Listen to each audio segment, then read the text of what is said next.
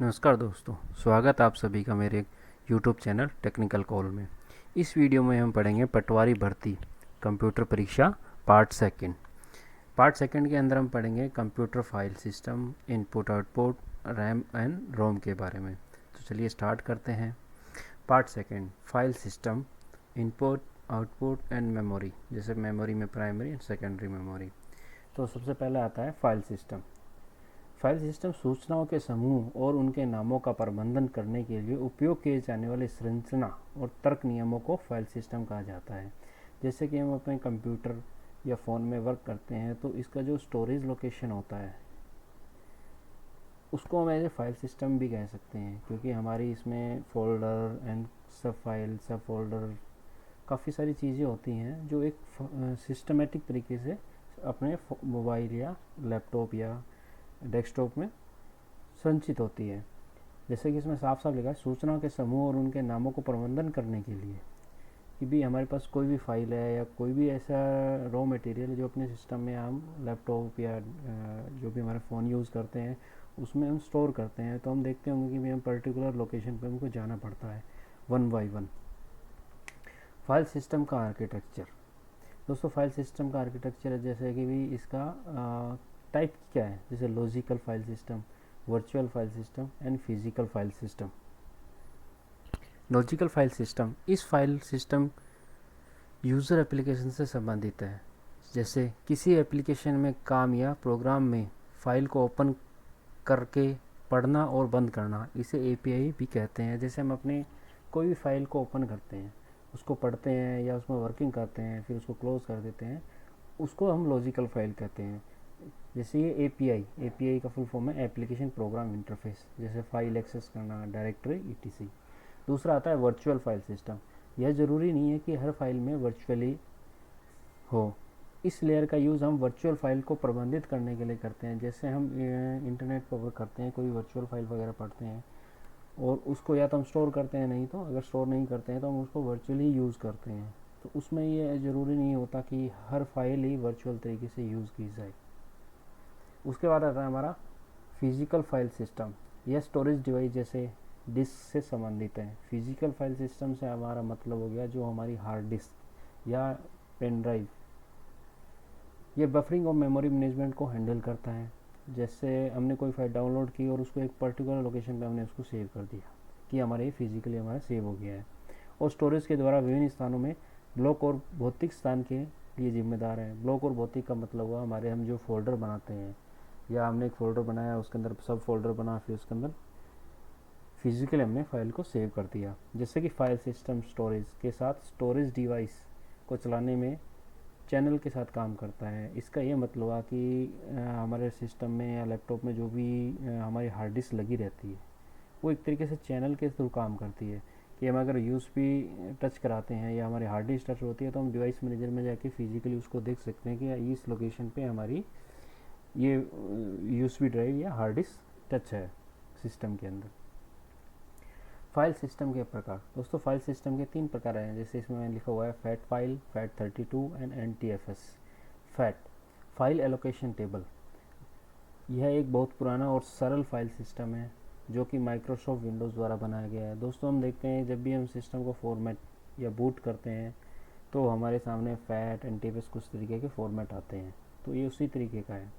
जैसे फैट को 1977 में फ्लॉपी डिस्क के लिए बनाया गया था और बाद में जैसे जैसे सिस्टम अपडेट होते गए तो ये हार्ड डिस्क में भी प्रयोग किए जाने लगा। ऑपरेटिंग सिस्टम द्वारा डिस्क पर फाइलों का पता लगाने के लिए किया जाता है। जैसे मैंने आपको बताया था कि भी अगर सिस्टम को हम हमारी विंडो करप्ट हो जाती है या सिस्टम ऑन करते हैं तो देखिए फैट एंड एंटीबस टाइप के फॉर्मेट आते हैं। तो ऑपरेटिंग सिस्टम इन्हीं फाइलों के द्वारा हम ऑपरेट करते हैं। एक फाइल के कई खंडों को विभाजित किया जाता है और फैट उन्हें ट्रैक करता है, जैसे डॉस सिस्टम, बूट सेक्टर। विशेषताएं। एमएस डॉस में फैट फाइल सिस्टम में फाइल का नाम कुल 8 अक्षर का होता है। फाइल के नाम में एक्सल करेक्टर जैसे स्पेशल करेक्टर जैसे भी करली ब्रैकेट हो गया, बैक स्लैश हो गया, ये फॉरवर्ड स्लैश है, ब्रैकेट्स हो गए, इक्वल, क्वेश्चन मार्क, etc ये हो सकते हैं। फाइल की गति फैट फोल्डर को प्रकार, फाइल का साइज और संख्या पर निर्भर करता है, जिससे फैट फाइल सिस्टम थोड़ा स्लो रहता है और ये इजी टू यूज़ है। इसकी स्पीड डिपेंड करती है फाइल के आकार पर, फाइल की संख्या पर और उसका प्रकार क्या है। फैट फैट 32 यह अपडेट वर्जन है फैट का। जैसे मैंने आपको फैट के बारे में बताया था, फैट फाइल, ये फैट 32 अपडेट वर्जन है FAT का। इसका उपयोग 512 MB से 2 TB आकार की हार्ड ड्राइव पर किया जा सकता है। फैट और फैट 32 महत्वपूर्ण विशेषता यह है कि ये विंडोज़ 2000 के अलावा नए ऑपरेटिंग सिस्टम के साथ भी कंपैटिबल है। दोस्तों मैंने आपको पहले भी इसमें बताया है कि फैट फाइल और एंटीफेस फाइल मोस्टली हम यूज़ करते हैं अपने ऑपरेटिंग सिस्टम के लिए। विशेषताएं, पार्टीशन का आकार हो गया, एक्सेस स्पीड हो गया, 500 MB से 2 GB से कम आकार की हार्ड डिस्क में फाइल को एक्सेस करने की क्षमता रखता है। उसके बाद NTFS, new technology file system, यह विंडोज़ 2000 से लेकर अब तक की सभी विंडो के संस्करण में इसका उपयोग होता है। विशेषता, यह 255 अक्षरों तक का हो सकता है। फाइल चाहे बड़े या अक्षर हो या छोटे अक्षर, दोनों का मतलब समान होता है। FAT से बेहतर सुरक्षा देता है। इसमें कोई फाइल या ख़त्म होने पर पुनः उसको प्राप्त किया जा सकता है। इसमें फाइल को 50% तक कंप्रेस किया जा सकता है। दोस्तों इसके बाद हमारा आता है input output. File system complete हो गया। इनपुट आउटपुट के अंदर जैसे हम अपने सिस्टम में अगर कंप्यूटर यूज़ करते हैं तो कंप्यूटर में आप देखते होंगे कि इनपुट हम यूज़ जो करते हैं keyboard, mouse, track ball, joystick and प्रकाशीय पेन। इनपुट से हमारा मतलब है कि कीबोर्ड, जैसे हम टाइप करते हैं दोस्तों, सिस्टम को इंस्ट्रक्शन देना इनपुट कहलाता है। कि अगर हम चाहते हैं कि भी सिस्टम के अंदर हम कुछ टाइप करें तो उसके लिए हमें कीबोर्ड का यूज़ करना पड़ेगा, तो इसको हम इनपुट कहते हैं। कीबोर्ड के थ्रू हम इनपुट देते हैं। आपने मोस्टली देखा होगा अगर हम डेस्कटॉप यूज़ करते हैं उसके साथ अलग कीबोर्ड आता है, लैपटॉप यूज़ करते हैं तो उसके साथ इनबिल्ट कीबोर्ड होता है। माउस, ऐसे ही माउस आपने देखा होगा, माउस भी हमें अगर हमने कुछ किया है उसको सेव वेस्ट करने के लिए हम माउस मूवमेंट का यूज़ करते हैं। ट्रैक बॉल में आपने देखा होगा कि एक छोटा जैसे माउस टाइप का ही होता है, उसके ऊपर एक छोटा सा बॉल लगा रहता है। या माउस का आपने देखा होगा पुराने टाइप के जो माउस आते थे उसको उलट के देखते थे, उसके नीचे बॉल लगा होता जिससे कि वो मूव करता था। ऐसा ही ट्रैक बॉल होता है जिसके एक छोटा माचिस टाइप का होता है और उसके ऊपर एक रोलर टाइप की बॉल होती है छोटी, जैसे गोल टाइप बॉल होती है, और उस पर अपने उंगली से उसको मूव करते हैं तो हमारा माउस जो कर्सर होता है वो उधर से मूव करता है। जो स्टिक, ये भी एक पेंसिल की तरह होती है। प्रकाशीय पेन, जैसे अभी एंड्रॉयड फ़ोन में हम एक पेन टाइप का यूज़ करते हैं, उसी तरीके से हम इसको इनपुट के तहत यूज़ में लेते हैं। उसके बाद हमारा आता है आउटपुट। आउटपुट में दोस्तों कौन कौन सी चीज़ें यूज होता है, जैसे मॉनिटर। हम आउटपुट का मतलब होता है कि हमने जो इंस्ट्रक्शन दिए वो हम देख सकें। मॉनिटर में हमारे LED, LCD, printer, speaker, headphone and projector.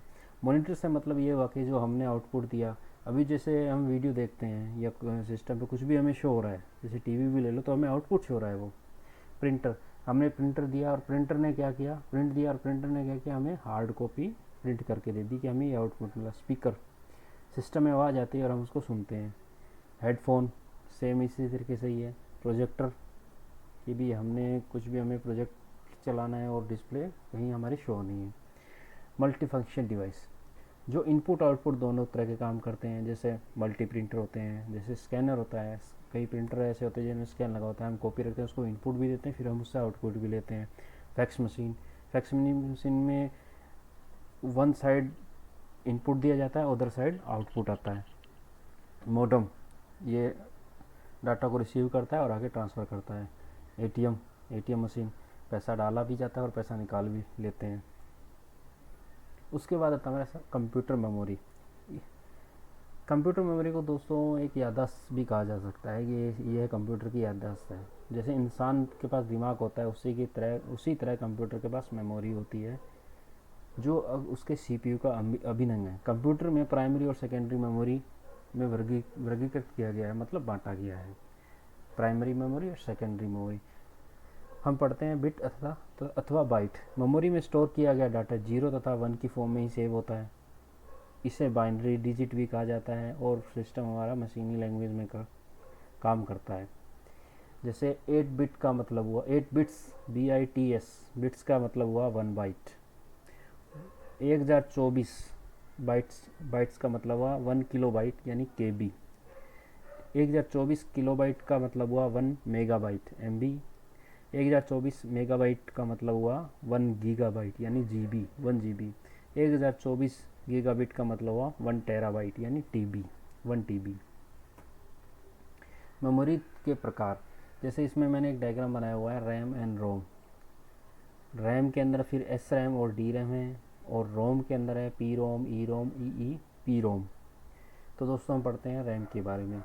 RAM random access memory, यह कंप्यूटर की अस्थायी मेमोरी होती है, यानी वोलेटाइल मेमोरी। इसे हम वोलेटाइल मेमोरी भी कह सकते हैं। इसका ये मतलब हुआ दोस्तों, जैसे हम सिस्टम में काम कर रहे हैं, बाई चांस लाइट चली गई या सिस्टम डायरेक्ट बंद कर दिया हमने, तो उस केस में क्या होता है कि हमने जो भी काम किया होता है वो हमारा डिलीट हो जाता है और उसे हम दोबारा नहीं ला सकते। जैसे ये इसके टाइप भी होते हैं, जैसे 4 MB की होती है, 8 MB। जो पुराने टाइम में जैसे स्टार्टिंग हुई थी, जैसे 4 MB, 8 MB, 16 MB, अभी तो अपने जैसे देख रहे हैं 1 GB, 2 GB, 4 GB तक रैम आ गई है हमारी। इसके प्रकार रैम, जैसे DRAM, SRAM और स्टैटिक रैम। इसमें बताया गया था जैसे रैम के बारे में, SRAM और DRAM है। एक स्टैटिक रैम हो गया, जैसे डायनामिक DRAM, सिंक्रोनस रैम और स्टैटिक रैम। डायनामिक रैम, इसे बार बार रिफ्रेश करने की ज़रूरत पड़ती है। डायनामिक रैम में दोस्तों क्या होता है कि हम बार बार इसको रिफ्रेश करते हैं, और जितनी बार सिस्टम रिफ्रेश होगा हमारा डाटा, जो काम हमने किया हुआ है, वो डिलीट हो जाता है, जिससे कि यह बार बार रिफ्रेश होती है। इस तरह रिफ्रेश होने से पहले वाला काम मिटा देती है और इसकी गति कम होती है। मिटाने का मतलब ये होता है कि दोस्तों, एक तो हम फिजिकली सेव कर लेते हैं उसको, मतलब हमने काम किया कंट्रोल एस या जो भी हम कर उसको सेव कर लेते हैं। बाई चांस हमने कि भी डायनामिक रैम का मतलब होता है कि भी फिजिकली हम देख तो रहे हैं, पर बैकएंड में जो हमारे प्रोसेस चलते हैं वो उसको हटा देते हैं। उसमें क्या होता है कि अगर हम उसको सर्च करना चाहें तो वो चीज़ हमारे पास नहीं आ सकती। कहने का मतलब है हमने फाइल पे काम किया, उसको बिना सेव किए क्लोज़ कर दिया, तो हमारे पास नहीं रहती है। अगर हम रिफ्रेश करेंगे तो हमारी सिस्टम की इंटरनल एक्सेस से भी वो डिलीट हो जाती है। सिंक्रोनस रैम, दोस्तों इसमें स्पेलिंग थोड़ा गलत हो गया, सिंक्रोनस RMA कर दिया मैंने। यह तेज़ गति के कारण यह CPU की गति के अनुसार रिफ्रेश होती है। ये डायनामिक रैम से थोड़ा सा तेज़ होती है, जो CPU की गति के अनुसार काम करती है, और यह डाटा को तेज़ी से स्थानांतरित भी करती है। ये कम रिफ्रेश होती है और यह डाटा को मेमोरी में अधिक समय तक रख सकती है। उसके बाद आता है दोस्तों हमारा रोम, रीड ओनली मेमोरी। ये स्थायी मेमोरी होती है जिसे कंप्यूटर के निर्माण के समय डाटा को स्टोर किया जाता है, और हम डाटा को डिलीट नहीं कर सकते और डाटा को सिर्फ पढ़ सकते हैं, इसलिए हम इसे रोम कहते हैं। लाइट जाने या कंप्यूटर बंद होने से डाटा डिलीट नहीं होता। दोस्तों मैंने बताया था जैसे अपने हार्ड डिस्क और एक्सटर्नल डिवाइस हम जो यूज़ करते हैं, इसमें क्या होता है कि भी जो भी प्रोग्राम होता है सिस्टम के अंदर पहले से स्टोर किया जाता है, और बाई चांस स्टोर करने का मतलब हमने जो भी काम किया उसको हमने सेव कर दिया, और बाई चांस लाइट चली जाती है या सिस्टम बंद होता है या कुछ प्रॉब्लम होती है, तो उसमें हम डाटा को दोबारा पा सकते हैं। इसके प्रकार PROM, programmable read only memory, EPROM, erasable programmable read only memory, और EEPROM, electrical programmable read only memory.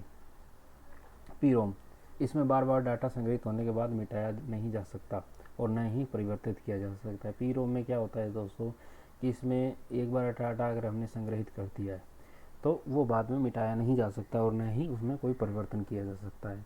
EPROM, यह EPROM, जैसे इसका नाम देखेंगे EPROM, इरेजेबल प्रोग्रामेबल, तो इसमें इसके नाम से ये होता है कि EPROM यह प्रोम की तरह ही काम करता है, पर इसमें हम डाटा को पैरामैग्नेटिक किरणों यानी अल्ट्रावायलेट रेस के द्वारा मिटाया जा सकता है और नया डाटा प्रोग्राम किया जा सकता है। इरेजेबल का यही मतलब होता है ये मिटा सकते हैं और दोबारा उसमें स्टोर भी कर सकते हैं। EEPROM electrical programmable read only memory, इसमें हम डाटा को विद्युतीय विधि से स्टोर और डिलीट भी कर सकते हैं। थैंक यू दोस्तों वीडियो को लास्ट तक देखने के लिए। अगर आपको मेमोरी के बारे में ज़्यादा जानकारी और लेनी है तो मैंने अपनी चैनल के अंदर ही और भी कंप्यूटर की क्लासेस बनाई हैं, जैसे कंप्यूटर में programming full form, computer memory के बारे में जाने, कंप्यूटर की पूरी जानकारी हिंदी में, इस तरह की वीडियो मैंने बनाई हुई है, तो आप वहाँ से देख सकते हैं और वीडियो में मैं इसका लिंक भी डाल दूँगा। थैंक यू दोस्तों वीडियो को लास्ट तक देखने के लिए।